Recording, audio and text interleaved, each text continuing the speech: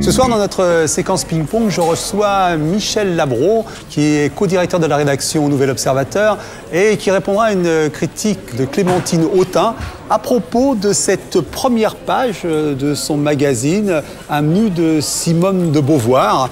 Michel Labro, bonsoir. Bonsoir. Vous êtes journaliste, je ne vais pas dire votre âge, mais vous aviez 20 ans, 68. Exactement. Hein, voilà.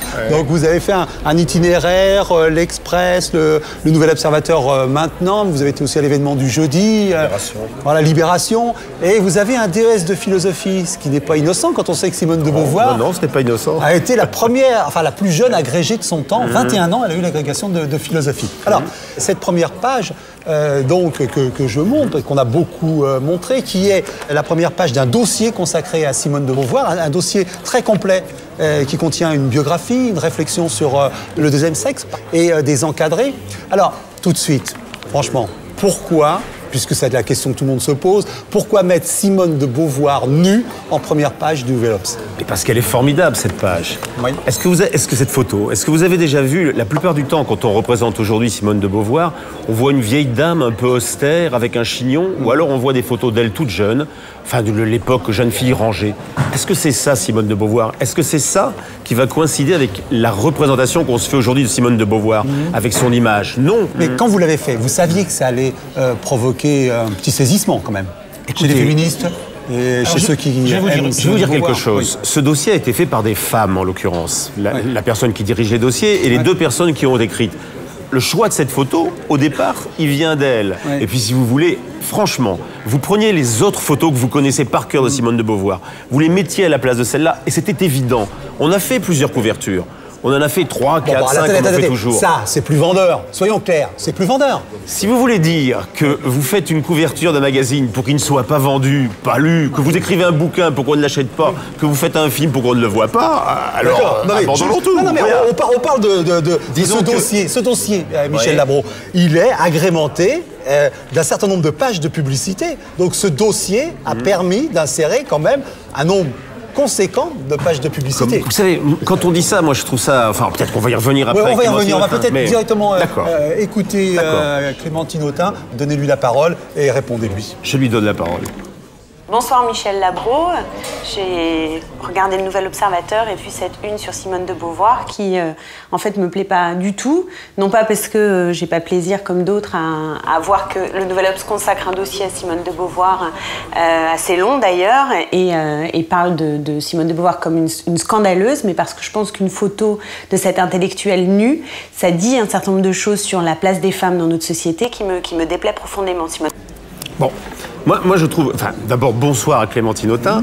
Première chose que je voudrais lui dire, ce qui me semble dommage quand elle me dit que ça la scandalise, c'est que on ne veut scandaliser, si vous voulez, personne, et surtout pas des gens comme elle, pour qui on a à la fois de l'estime, de l'amitié, parce que je pense que c'est important, si vous voulez, le combat des femmes, la bagarre des femmes. Elle est engagée dans le combat féministe. Parfaitement, et on les partage complètement. Mais moi, pas une seconde, quand on fait cette une, on a l'intention ou envie de diminuer un tant soit peu, est-ce qu'est Simone de Beauvoir, est ce que sont les femmes aujourd'hui? Absolument pas, c'est tout le contraire. Et on va voir tout à l'heure, moi je pense que cette photo, c'est celle qui sert le mieux notre propos. Et si elle trouve ce propos justifié, je pense qu'elle devrait admettre que c'était la meilleure photo. Disons que c'était aussi à l'occasion, Simone de Beauvoir aurait eu 100 ans le 9 janvier 2008. Exactement. Simone de Beauvoir est une intellectuelle et c'est à ce titre qu'on doit lui rendre hommage et qu'elle existe dans l'espace public. Et donc je me pose la question de savoir qu'est-ce qu'on veut dire en mettant cette intellectuelle en une d'un journal, nue comme ça, en disant Simone de Beauvoir la scandaleuse. Pour moi, elle est scandaleuse, non pas parce qu'elle s'est laissée prendre en photo nue dans des conditions en plus que vous décrivez tout à fait bien, c'est-à-dire qu'elle était avec Nelson Amand, Nelson Algren, et il y avait un photographe qui était là et elle s'est laissée prendre en photo qui n'avait pas vocation à être spécifiquement publique. Écoutez, l'histoire de cette photo. Bien sûr, l'histoire de cette photo, parce que c'est intéressant que Clémentine, on ne montre pas sur la une intellectuelle nue, si vous voulez. C'est ce qu'il y a dans l'histoire de cette photo que Clémentine Autain aborde là. Je veux dire, elle se fait photographier comme ça à l'impromptu quand elle est chez son amant aux États-Unis aux années 50. Voilà. Elle se retourne, elle voit qu'on la photographie. Elle a compris, elle a vu le photographe. Elle le regarde, elle lui dit vilain garçon. Elle éclate de rire. Bon, mais ça, Michel Labro, c'est l'histoire de la photo, et c'est peut-être même sa légende. Je vous pose une question simple. Est-ce que vous feriez un nu avec Simone Veil? Quel sens ça aurait avec Simone Veil? Je pose la question. Mais non, À mon sens, non, parce que ça n'aurait aucun sens. Aucun. Mais je veux dire que Simone de Beauvoir, c'est une femme qui, à un moment donné, je veux dire, dans les années 50, avec ça, théorise un certain nombre de comportements, s'insurge contre un certain moralisme de la bourgeoisie, si vous voulez. Moi, quand je vois les images, vous voyez, que l'on donne de Simone de Beauvoir aujourd'hui, je ne reconnais pas ce personnage. Ça a été un personnage bien plus vivant, bien plus... Sur la fin de sa vie, vous voulez dire plutôt. Mais voilà, on voit une vieille dame, alors pour le coup, une vieille dame rangée, mais c'est pas ça du tout, Simone de Beauvoir. Ce qui est intéressant chez elle, je veux pas dire que c'est être subversif de montrer ses fesses. Là-dessus, Clémentine Autain a raison, c'est pas ça que je veux dire. Mais je veux dire que cette photo est un instant de liberté. La philosophie de Simone de Beauvoir, comme celle de Sartre, sont des philosophies de la liberté. À travers cette photo, on pose cette réalité-là. Moi, c'est ça qui m'intéressait. Le philosophe parle. Donc voilà, je trouve que c'est pas choquant en tant que tel, Simone de Beauvoir nue, c'est-à-dire de voir une femme nue en une d'un journal. C'est choquant comme traitement, c'est agaçant et je me demande ce que ça veut dire de voir une intellectuelle mise en une pour son corps et non pas pour ce qu'il y a dans sa tête et sur le propos qu'elle a tenu, qui était lui, effectivement scandaleux à l'époque. Le deuxième sexe a fait fureur en 49 et c'était parce qu'elle dénonçait la situation des femmes dans la société qu'elle faisait scandale et non pas parce qu'elle avait une sexualité débridée, pour le dire assez simplement. Ça, si vous voulez, c'est vrai, mais je pense que c'est ce que nous faisons, et je pense qu'on est quand même le seul hebdomadaire à l'avoir fait, à lui avoir donné cette importance. C'est dire que pour nous, si vous voulez, c'est quelque chose qui compte. On a attaché de l'importance et à ce personnage, et à cette date, qui et est à ce déjà apparu dans le Nouvel Observateur, à des moments, la guerre d'Algérie. Bien sûr, bien sûr.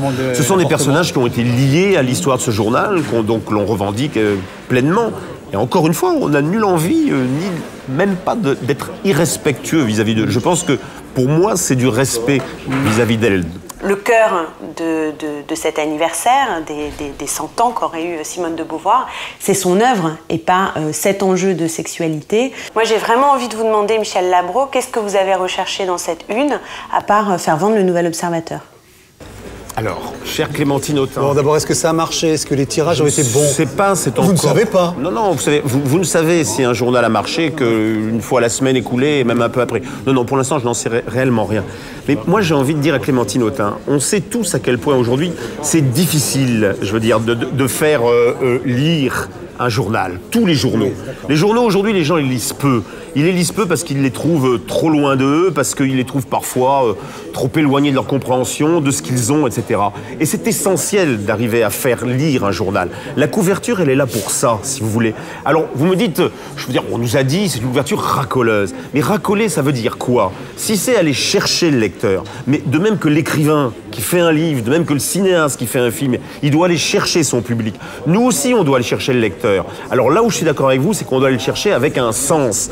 Quand on choisit cette photo, elle a un sens. Pour moi, elle illustre le propos qu'on a voulu faire. Ce propos, c'était Simone de Beauvoir, la scandaleuse. Vous me dites, elle était scandaleuse par son œuvre, pas parce qu'elle est nue dans sa salle de bain. Alors ça, je suis entièrement d'accord avec vous. Mais on ne met pas une œuvre en figure d'un journal. On est bien obligé de donner une illustration, une image. Et cette illustration, pour moi, c'est l'image d'une femme libre et belle. Je veux dire, et voilà. Et en ce sens-là, elle n'est pour moi ni obscène, ni surtout gratuite. Bon, en tout cas, indépendamment de sa perception sur cette photo, dont on vient abondamment de parler avec Clémentine Autain, moi je vous conseille de lire le dossier qui est particulièrement dans sa partie biographique et de même souscrire à l'injonction de Solers, relisez Beauvoir. Si au moins ce dossier permettait ça, ce serait déjà beaucoup.